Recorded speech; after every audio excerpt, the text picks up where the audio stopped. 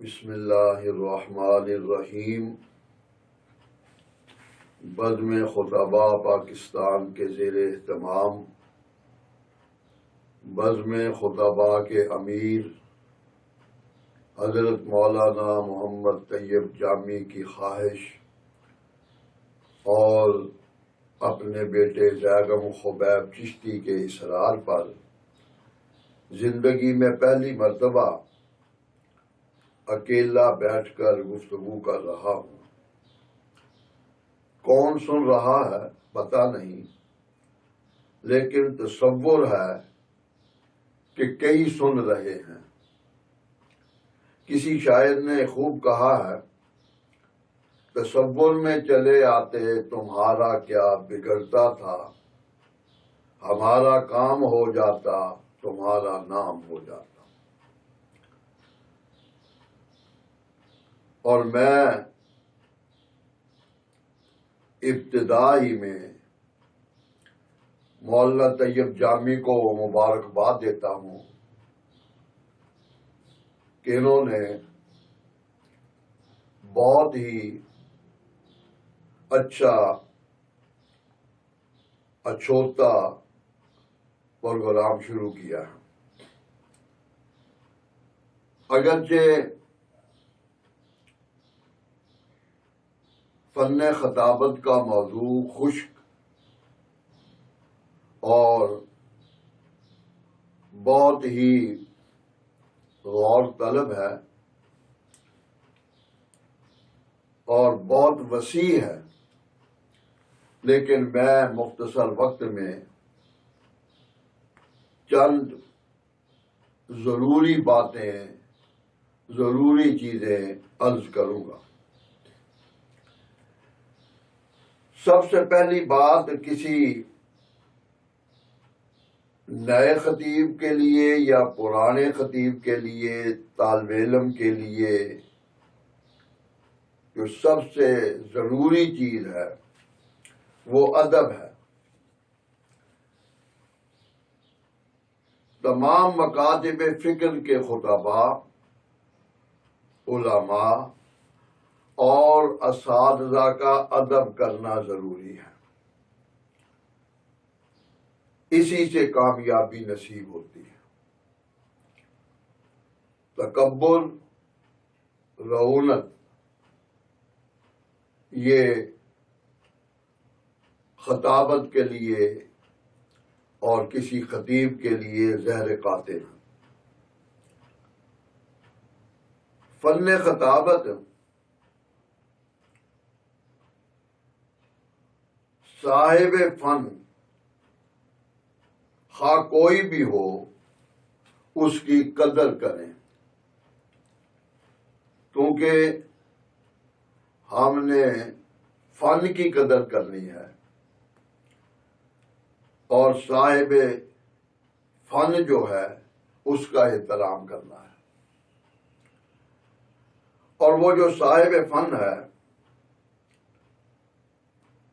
خواہ کوئی بھی ہو، کسی مسلک کا ہو، کسی شعبہ زندگی سے اس کا تعلق ہو، اس کی تعریف کرنی چاہیے۔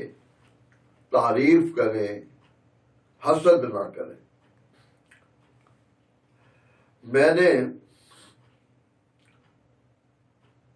ایک کتاب لکھی ہے جس کا نام ہے خطابت اور خطیب۔ اس میں نے اپنی زندگی کے تجربات اور جو کچھ میں نے اپنے اکابر سے، اپنے بزرگوں سے، اپنے اساتذہ سے سنا، سیکھا، پوچھا، وہ میں نے اس میں بیان کر دیا ہے۔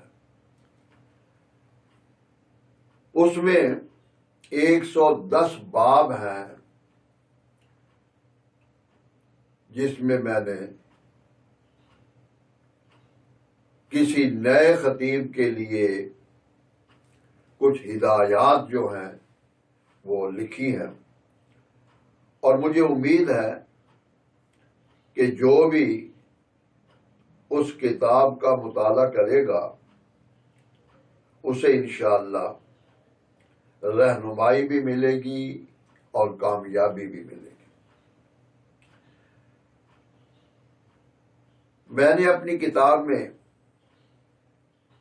خطابت اور خطیب کے صفحہ 20 پر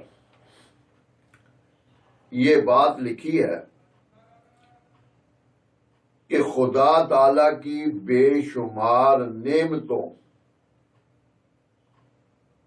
بے شمار عنایات، ان میں خطابت واحد نعمت ہے جسے نہ لکھا جا سکتا ہے، نہ بتایا جا سکتا ہے،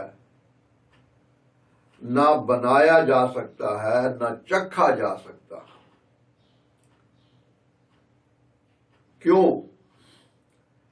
اس لیے کہ خطابت بیک وقت نگاہوں، دماغوں، دلوں، کانوں پر اثر انداز ہوتی ہے، اور ان چاروں اعضاء کی کیفیتیں اور لذتیں مختلف ہوتی ہیں۔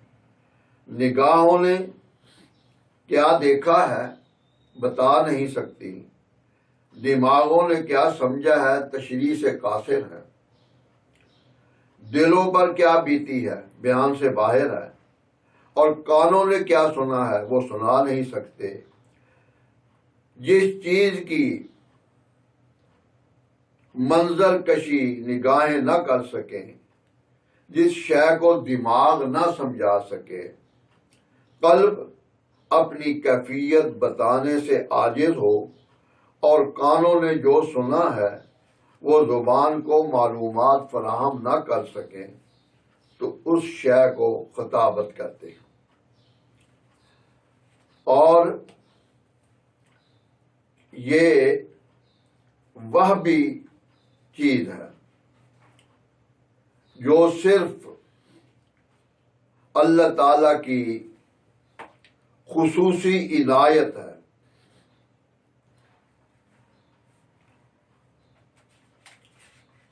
دوسری جگہ ایک بات میں نے یہ بھی لکھی ہے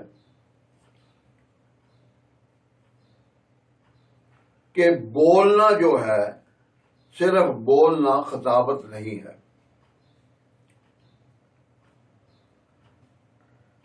خطابت اور ہے، بولنا اور ہے۔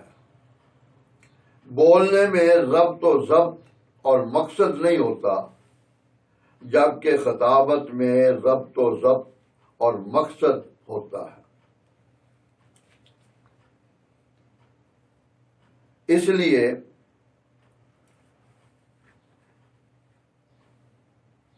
جب گفتگو با مقصد با ربط نہ ہو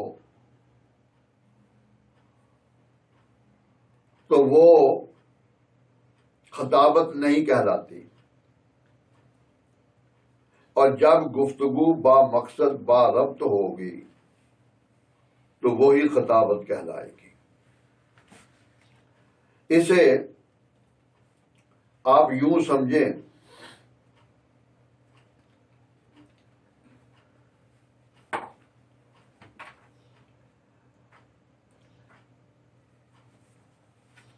کہ ایک ماں نے اپنے نافرمان بیٹے کو خطاب کرتے ہوئے کہا، اپنے احسانات جتاتے ہوئے کہا، کیا میرا پیٹ تیرا ظرف نہ تھا؟ کیا میری گود تیرا صحن نہ تھی؟ کیا میری چھاتیاں تیرا مشکیزہ نہ تھی؟ کیونکہ طرز بیان اچھوتا اور ادیبانہ تھا۔ لڑکا مسکرا کر بول اٹھا کہ اماں جان تو خطیب ہو گئے۔ معلوم ہوا کہ عام سی بات کو بالکل انوکھے، اچھوتے اور مختلف اسلوب سے بیان کرنا خطابت ہے۔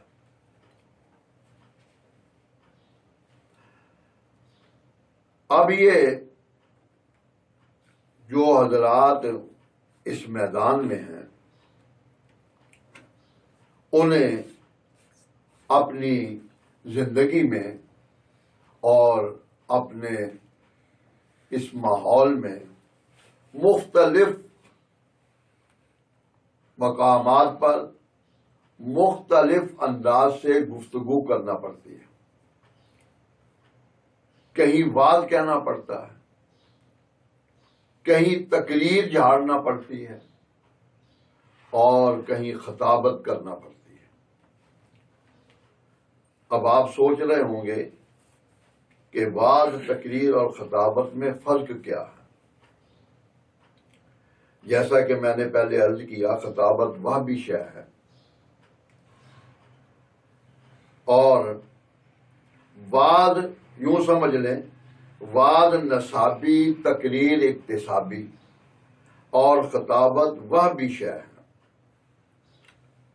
وعظ میں بات دل سے نکلتی ہے، دل سے سنی جاتی ہے. تقریر میں بات زبان سے نکلتی ہے اور کانوں سے سنی جاتی ہے. خطابت میں بات دماغ سے نکلتی ہے اور دماغ سے سمجھی جاتی ہے. اور اگر اسے ذرا اور آسان انداز میں سمجھاؤں تو یوں سمجھیں کہ وعظ میں مرغ کی کھال، تقریر میں بکرے کی کھال، جبکہ خطابت میں بال کی کھال اتاری جاتی ہے. وعظ میں قوت عمل، تقریر میں قوت حافظہ، اور خطابت میں قوت تخیل کی ضرورت ہوتی ہے. اس لیے کسی بھی خطیب کے لیے یہ تینوں چیزیں اور ان پر عبور ضروری ہے. بعض مرتبہ مجمع ایسا ہوتا ہے کہ انہیں وعظ کرنا پڑتا ہے، نصیحت کرنی پڑتی ہے. بعض مرتبہ ایسا ہوتا ہے کہ مطالعے کے زور پر تقریر جھاڑنا پڑتی ہے، اور کبھی ایسا ہوتا ہے کہ پھر خطابت کے جوہر دکھانے پڑتے ہیں. اس لیے ان تینوں اوصاف کو اور ان تینوں پر محنت ضروری ہے. اب آ گیا مشاہدہ. مشاہدہ دیکھنے کو کہتے ہیں. مشاہدہ، سماعت اور تدبر، یعنی دیکھنا، سننا اور سوچنا، یہ فن خطابت کی پہلی منزل ہے.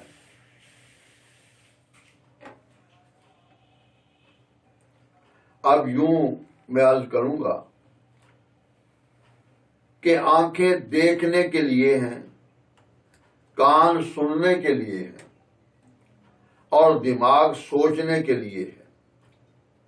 بس انہی تین چیزوں سے خطابت سمجھ آتی ہے، ورنہ کسی کے بتانے سے قطعاً علم نہیں ہوتا اور نہ اسے تحریر کے ذریعے سمجھایا جا سکتا ہے. جیسے کوئی کہے کہ انڈوں کا خاگینہ بڑا لذیذ ہوتا ہے. وہ کیسا لذیذ ہوتا ہے؟ تو یہ کھانے سے علم ہوگا. فلاں مقرر کی تقریر بڑی زبردست تھی. وہ کیسی زبردست تھی؟ اب یہ دیکھنے اور سننے کے بعد ہی معلوم ہوگا. اس لیے خطابت کے کیف و سرور کو بذریعہ قلم نہ تو تحریر کیا جا سکتا ہے، نہ زبان سے ترجمانی کی جا سکتی ہے. اس کے علاوہ جو سب سے زیادہ خطابت میں ضروری شے ہے اسے مطالعہ کہتے ہیں۔ مطالعہ جس طرح زندہ رہنے کے لیے ہوا اور صحت کے لیے غذا اس کی ضرورت ہے، اسی طرح خطابت کے لیے مطالعہ کی ضرورت ہے۔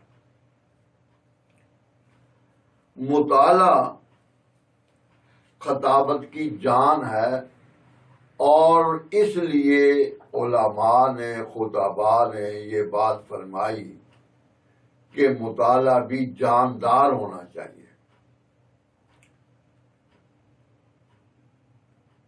اب جب مطالعے کی بات آئے گی تو میں یہاں تھوڑا سا آپ سے تھوڑی سی تفصیل جو ہے وہ میں عرض کرنا ضروری سمجھتا ہوں، کیونکہ اسی پر خطابت کا دار و مدار ہے۔ مطالعہ ہے تو سب کچھ ہے، مطالعہ نہیں ہے تو کچھ نہیں ہے۔ اب جب ہم نے مطالعہ کرنا ہے تو مطالعہ کرنے سے پہلے عقیدہ کی پختگی اور نظریہ کی صحیح سمت کا تعین ضروری ہے۔ کیوں؟ مارکیٹ میں بے شمار کتابیں ہیں اور آدمی ان کا مطالعہ کرتا ہے، تو جب اس کا عقیدہ، اس کا نظریہ اور اس کے خیالات کی سمت کا تعین نہیں ہوگا تو وہ پھر جب مختلف کتابوں کا مطالعہ کرے گا تو وہ بہک جائے گا کہ میں کیا بیان کروں اور کیا بیان نہ کروں، کون سی چیز میں بیان کروں۔ جس کا تعین ہے، جس کی سمت مقرر ہے اور جس کا عقیدہ پختہ ہے، جس کا نظریہ جو ہے اس نے قائم کر رکھا ہے، اور اس کے لیے اعتماد علی السلف بہت ضروری ہے۔ پہلے یہ تعین کریں، فیصلہ کریں کہ کون اکابر ہیں جن کی بات کو میں نے ماننا ہے اور اس پر عمل کرنا ہے، پھر آگے چلنا ہے۔ اگر ایسا نہیں ہوگا کہ جی کتاب پڑھیں گے ہم تو پھر وہ آدمی کٹی پتنگ ہے۔ بے شمار کتابیں جب مطالعہ میں آتی ہیں تو آدمی پریشان ہو جاتا ہے۔ اب میں اسے اور آسان انداز سے سمجھانا چاہتا ہوں۔ دیکھیے، جس طرح باپ ایک ہے، وہ غریب ہے، وہ امیر ہے، وہ خوبصورت ہے، وہ بدصورت ہے، وہ کالا ہے، وہ گورا ہے، وہ باپ ہے۔ اب ایک شخص جس کا باپ گھر میں موجود ہے، وہ جب باہر نکلتا ہے تو اسے جتنے بھی خوبصورت مرد نظر آئیں وہ ان سے دوستی تو کر سکتا ہے لیکن انہیں اپنا باپ نہیں بنا سکتا۔ ایسے نہیں ہوتا کہ وہ باہر آئے اور جو خوبصورت اسے مرد نظر آئے اور اسے وہ اپنا باپ بنا لے، نہیں، اس کا باپ ہے اور اس کا اب انکار نہیں ہو سکتا، نہ کوئی اور بنایا جا سکتا۔ اسی طرح ماں بھی ہے، اس کا بھی بدل نہیں ہے کہ کوئی خوبصورت عورت دیکھے تو اسے وہ کہے کہ تو میری ماں ہے، چاہے اس کی شادی بھی نہ ہوئی ہو۔ تو اس لیے یہ ذہن میں رکھیں کہ جب باپ ایک ہے اور بدلا نہیں جا سکتا. خوبصورت مرد سامنے آئیں ان سے دوستی تو ہو سکتی ہے مگر انہیں باپ نہیں بنایا جا سکتا. اسی طرح ہر کتاب کا مطالعہ تو کیا جا سکتا ہے مگر اپنا عقیدہ اور نظریہ نہیں بدلا جا سکتا. نظریے کا پہلے تعین ضروری ہے، عقیدہ پختہ ہونا چاہیے. اب اسے میں ایک مثال سے سمجھاؤں گا کیونکہ خطباء کے لیے یہ بہت ضروری چیز ہے. پوری خطابت میں دیکھیے عقیدہ ہے قرآن و حدیث کی روشنی میں کہ صحابہ معیار حق ہیں اور تنقید سے بالاتر ہیں. اب یہ ہمارا عقیدہ ہے. میں اپنی بات کرتا ہوں. الحمدللہ مجھے میدان خطابت میں 50 سال ہونے کو ہیں اور 73 سال میری الحمدللہ عمر ہے. میں نے بڑی کتابیں پڑھی، بڑے رسائل پڑھے اور بہت لوگوں سے گفتگو کی. الحمدللہ جو میرا عقیدہ نظریہ اللہ نے بنا دیا اور اس پر میں جم گیا، پھر چاہے کسی علامہ کی کتاب ہو، کسی مفکر کی کتاب ہو، میں پھر اس پر، اس نے میرے عقیدے کو، اس نے میرے نظریے کو نہیں بدلا اور نہ ہی بدلا جا سکتا. اسے اور آسان کروں، جماعت اسلامی کے دستور میں صفحہ 14 پر یہ موجود ہے کہ رسول خدا کے سوا کسی انسان کو معیار حق نہ بنائے. رسول خدا کے سوا کسی انسان کو معیار حق نہ بنائے، کسی کو تنقید سے بالاتر نہ سمجھے. اب یہ بات جب ہم کرتے ہیں تو بعض لوگ کہتے ہیں جی بہت بڑا مفکر ہے، بہت بڑا مدبر ہے جنہوں نے یہ بات لکھی ہے. ہم کہتے ہیں کہ جب یہ طے ہو گیا ہے کہ صحابہ تنقید سے بالاتر ہے اور معیار حق ہے، ہم نہیں کہتے. اس کا فیصلہ قرآن اور حدیث میں ہو چکا ہے. تو اب ہم خواہ وہ کوئی جماعت ہو، اسلامی ہو غیر اسلامی ہو، کوئی مفکر ہو کوئی مدبر ہو، خواہ جتنا مرضی ہو، ہم اس کے اس نظریے کو تسلیم کرنے کے لیے تیار نہیں ہیں اور ہمارے پاس دلائل ہیں.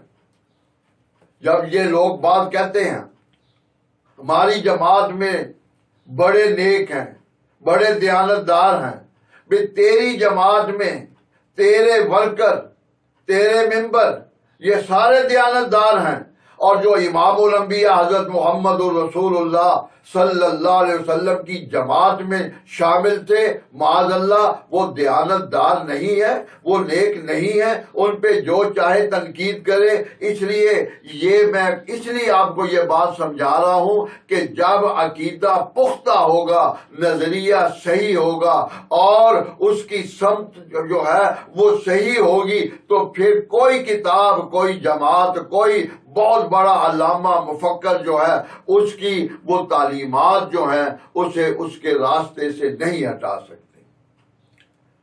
اب قرآن پاک میں جب یہ بات آئے گی تو قرآن پاک کی آیات موجود ہیں، آدمی اس پہ غور کر سکتا ہے.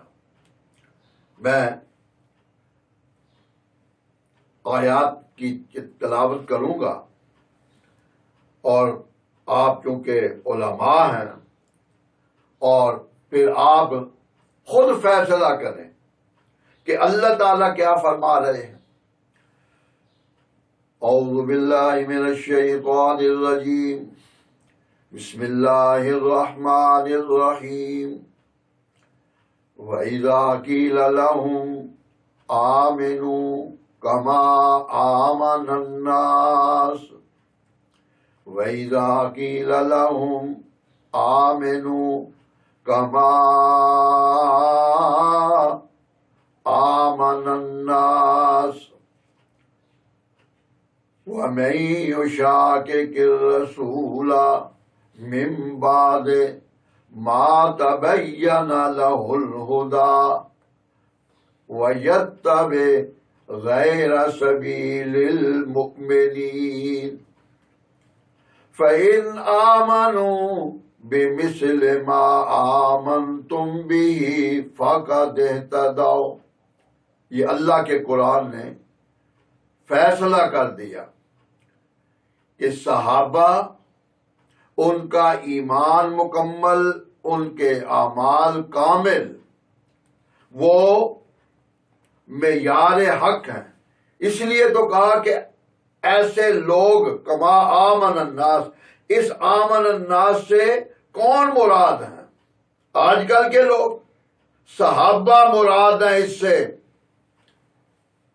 اور لقد رضی اللہ عن المؤمنین، اس سے صحابہ مراد ہیں۔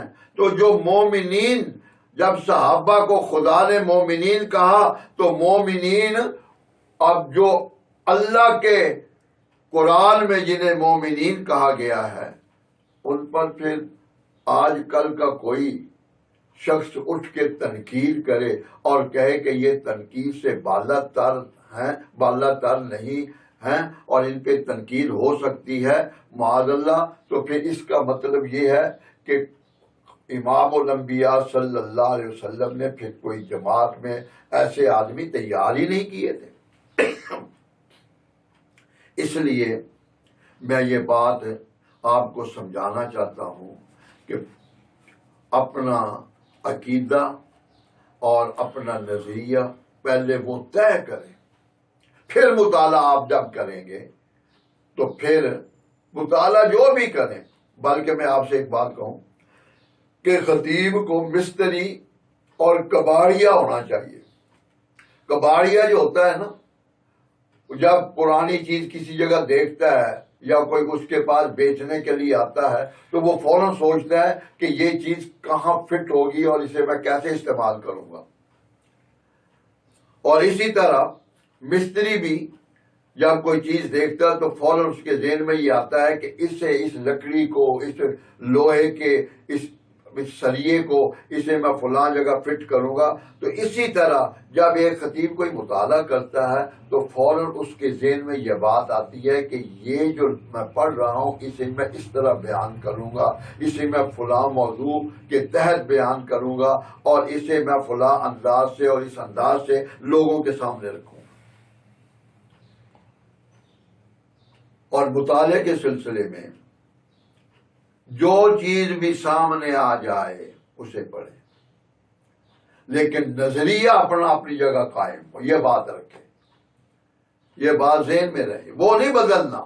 پڑھے سب کچھ، معلومات ہوں گی، آپ بیان کر سکیں گے، بتا سکیں گے۔ ہاں کوئی بھی کتاب ہو، ہمارے استاد اللہ تعالیٰ انہیں غریق رحمت فرمائے، وہ فرمایا کرتے تھے جو چیز سامنے آ جائے اسے ایک مرتبہ پڑھ دو، اس میں بھی کئی جملے اچھے مل جاتے ہیں۔ عقیدہ اپنا وہی رکھو، جملے اچھے جو ہیں وہ تلاش کیے جا سکتے ہیں، اور انداز جو ہے وہ بھی آدمی تلاش کر سکتا ہے، اور الفاظ کا تعین اور انتخاب جو ہے وہ بھی آدمی کر سکتا ہے۔ ایک مرتبہ میرے استاد محترم حضرت مولانا محمد ضیاء القاسمی رحمۃ اللہ علیہ لاہور میں میرے پاس تشریف لائے. تو ان کی عادت تھی جب آتے تو میری کتابوں کی الماری کے پاس کھڑے ہو جاتے تو دیکھتے کون کون سی کتاب میں نے خریدی ہے. وہ تشریف لائے، یہ 1975 کی غالباً بات ہے. تو وہاں کتابوں کو دیکھتے دیکھتے ایک رسالہ فضائل بسم اللہ کا تھا، وہ انہوں نے اٹھایا. مفتی شفیع صاحب رحمۃ اللہ علیہ کا وہ رسالہ وہ انہوں نے اٹھایا اور مجھے فرمایا کہ یہ رسالہ تو نے کیوں خریدا؟ میں نے عرض کیا جی میں نے یہ سوچ کر خریدا تھا کہ ایک جمعہ فضائل بسم اللہ پر بیان کروں گا. تو مجھے فرمایا کہ میں نے بھی یہ رسالہ خریدا تھا اور اسی نیت سے خریدا تھا. تو میرے پاس جو کتاب دیکھتے تو فرماتے کہ جب تم کتاب خریدتے ہو تو 2 نسخے خریدا کرو، ایک اپنے لیے ایک میرے لیے. تو میں یہ عرض کر رہا ہوں کہ جو بھی چیز آپ جب آپ کتاب دیکھیں گے، کتب خانے میں جائیں گے تو آپ کتاب اٹھائیں گے تو سب سے پہلے اس کی فہرست دیکھیں. فہرست دیکھنے کے بعد پھر درمیان میں ایک آدھ صفحہ جو ہے وہ اسے پڑھے اور نیت یہ ہو کہ اس میں سے کون سا ایسا مواد ہے جو میری خطابت میں میری معاونت کرے گا اور میں اسے پیش کر سکوں گا. اور اب بعض لوگ یہ کہتے ہیں کہ جی کون سی کتابیں پڑھنی چاہیے، جو میں اس پہ اب تفصیل سے میں آپ کو بتا چکا ہوں. اور میں نے بھی اپنے خطبات لکھے ہیں.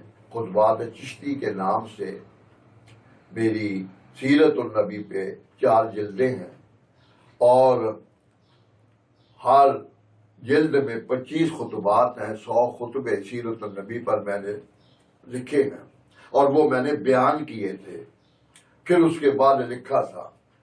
تو اس کے لیے جو بنیاد ہے وہ ہے سیرت مصطفیٰ حضرت مولانا محمد ادریس کاندھلوی رحمۃ اللہ علیہ. ان کی یہ کتاب ہے. مولانا عبد الرحمان جامی رحمۃ اللہ علیہ گجرانوالہ کے خطیب تھے، بہت خوبصورت بیان کرتے تھے، بہت ہی خوش آواز تھے. سیرت مصطفیٰ انہیں یاد تھی بلکہ حفظ تھی اور وہ اسے زبانی بیان کیا کرتے تھے. اس لیے میں اپنے نئے خطباء سے اور طلباء سے عرض کروں گا کہ وہ جب اپنے راستے کا تعین کر لیں گے، اپنے نظریے کی سمت کا تعین کر لیں گے تو وہ اس کے بعد پھر اسی کتاب کو اپنے سامنے رکھیں اور اسی کے مطابق گفتگو کریں، اسی کو بیان کریں. اور جب آپ اسے اپنے مطالعے میں رکھیں گے تو پھر انشاءاللہ بار بار مطالعہ کرنے سے نئی نئی باتیں جو ہیں وہ انشاءاللہ آپ کے ذہن میں آئیں گی اور آپ کی خطابت کو جلا ملے گی. اسی طرح معارف القرآن مفتی شفیع صاحب رحمۃ اللہ علیہ کی بہت آسان ہے اور اسے میں بھی بیان کرتا ہوں اور اسی کا میں مطالعہ کرتا ہوں. اور بھی تفاسیر ہیں لیکن یہ سب سے آسان ہے. تفسیر عثمانی ہے، ساری تفسیریں آپ ان کا مطالعہ کریں اور اس کے بعد تفسیر عثمانی دیکھیں تو آپ کو پتہ چلے گا کہ علم کیا ہوتا ہے. ترجمان السنہ مولانا بدر عالم کی کتاب ہے، اسے بھی مطالعہ میں رکھیں. اور آخر میں ایک بات میں یہ ضروری کہوں گا اپنے ان نئے خطباء سے کہ وہ اپنے بڑوں کا ادب اور احترام کریں، ان کے سامنے بھی اور ان کی عدم موجودگی میں بھی. ادب تو یہی ہے نا، وہ سامنے ہوں اس وقت بھی ادب ہو اور وہ سامنے نہ ہو اس وقت بھی ادب ہو. اور اسی طرح جس سے اختلاف ہو تو یہ نہ کہے کہ میرا اختلاف ہے، بلکہ یہ کہے کہ ہمارے اساتذہ کا اختلاف ہے. اس لیے اب ہمارا یہ عقیدہ ہے، لیکن کہ اہانت تذلیل جو ہے وہ نہیں ہونی چاہیے.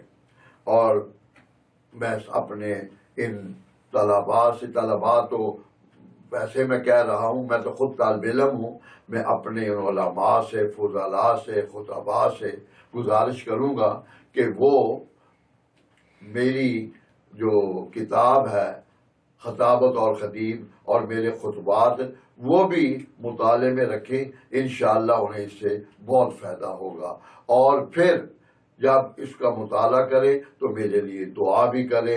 اور میں خصوصاً یہاں بزم خطباء کے جو بانی ہیں جناب مولانا محمد طیب جامی صاحب سے کہوں گا کہ وہ یہ بھی ایک سلسلہ بنائیں کہ دیکھیں اب تو یہ جو چیزیں میرے اپنے ذہن میں آ گئی وہ تو میں نے آپ کو خود انتخاب کر کے وہ میں نے آپ کو بتا دی.